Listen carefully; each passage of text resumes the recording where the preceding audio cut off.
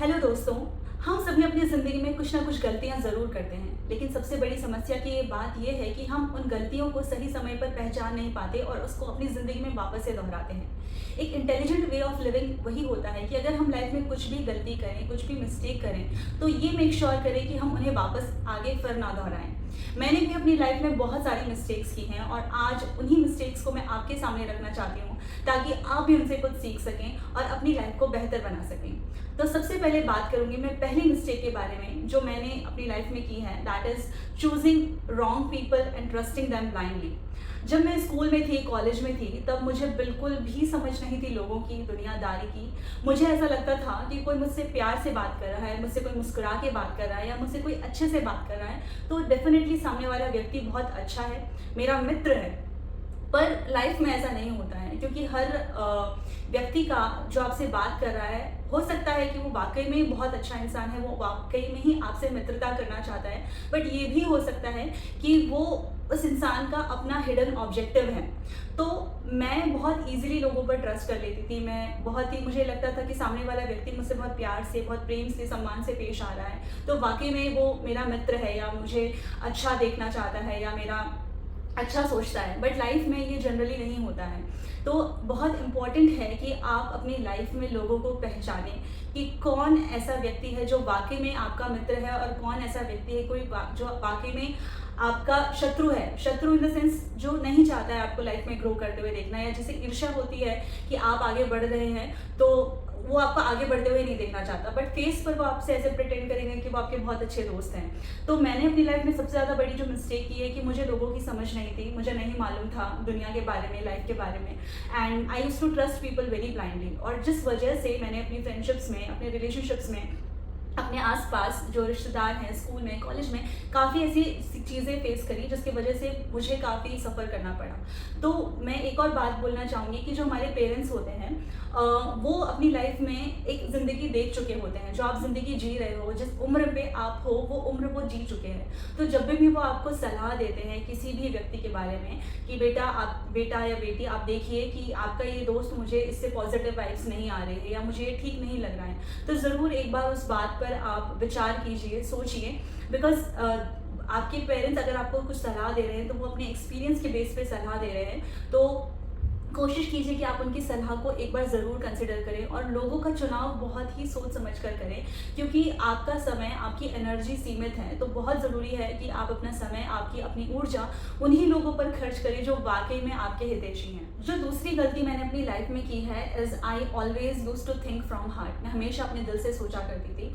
गलती ये है क्योंकि जिस तरीके से हम अपने माइंड को ट्रेन करते हैं, हम हमारे इमोशंस को ट्रेन नहीं करते हैं। तो आई वॉज इमोशनली अनएजुकेटेड। मुझे नहीं मालूम था कि इमोशनल एजुकेशन नाम की भी कोई चीज़ है।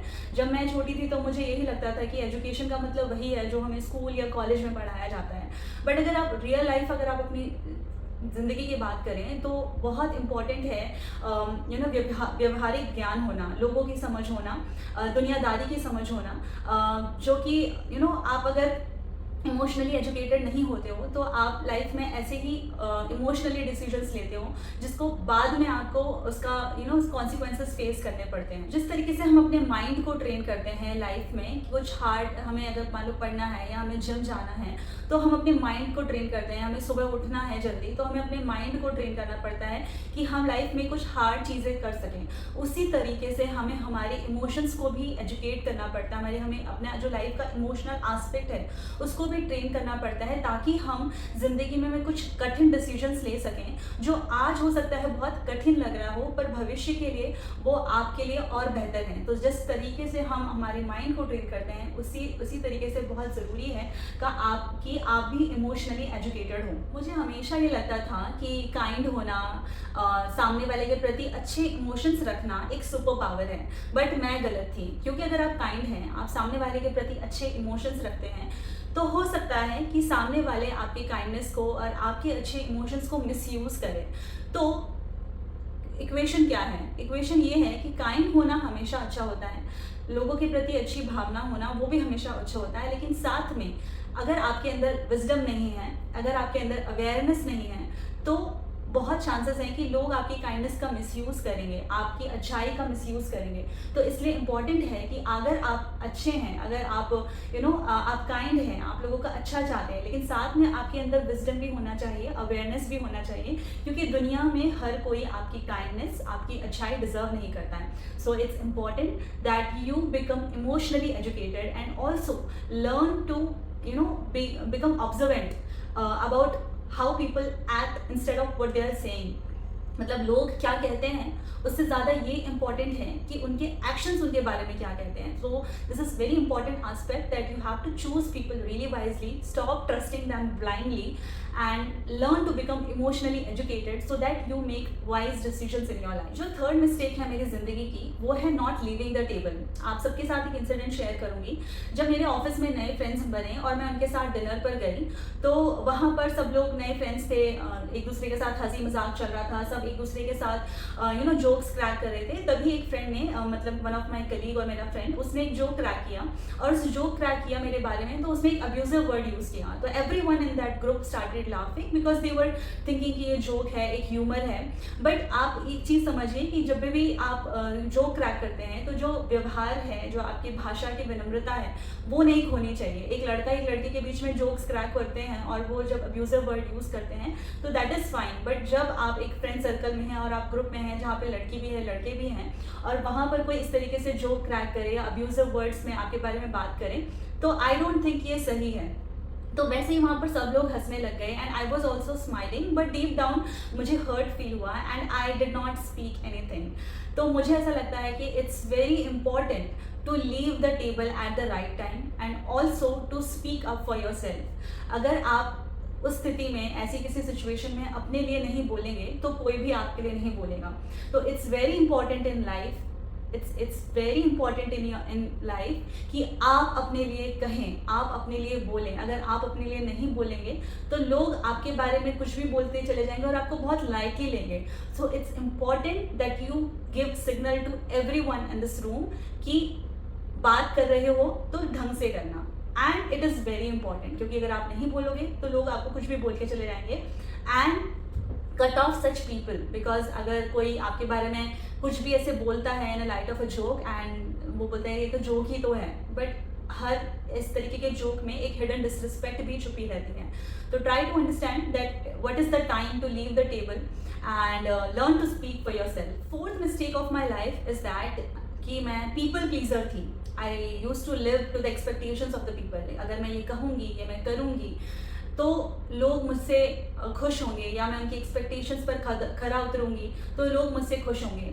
आपको पता है, आप जब जब लोगों को हाँ बोलते हैं तब तब आप अपने आप को ना बोल रहे होते हैं. अगर आपको कोई चीज़ नहीं करनी है और आपने मना कर दिया है कि मुझे ये चीज़ नहीं करनी है, मुझे वहाँ नहीं जाना है, and that is the end of the story. मतलब मेरे साथ ऐसा होता था कि अगर मुझे कोई ज़्यादा परस्यू करता था या बार बार बोलता था कि let's go Jyoti, let's do this Jyoti, तो I even if I am saying no no no no and I was like चलो ओके यार, क्या ही फ़र्क पड़ता है, let's go, like that. But if you are not very strong about what you want in life and what is right and what is wrong for you, then you will become people pleaser. आप लोगों के साथ ज़िंदगी, लोगों के हिसाब से ज़िंदगी जीना शुरू कर जाएंगे. तो इट्स वेरी इंपॉर्टेंट कि आप वो चीज़ें करें जो आपको खुशी देती हैं. आप वो डिसीजंस लें अपनी लाइफ में.